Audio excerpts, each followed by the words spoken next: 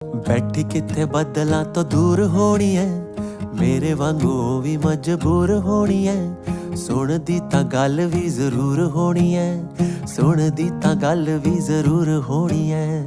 ਪਾਕ ਸੀ ਖੁੱਲਿਆਂ ਫਿਜ਼ਾਵਾਂ ਵਿੱਚ ਜੀ, ਕਾਸ਼ ਕਿਤੇ ਮਿਲ ਜਾਵੇ ਰਾਵਾਂ ਵਿੱਚ ਜੀ।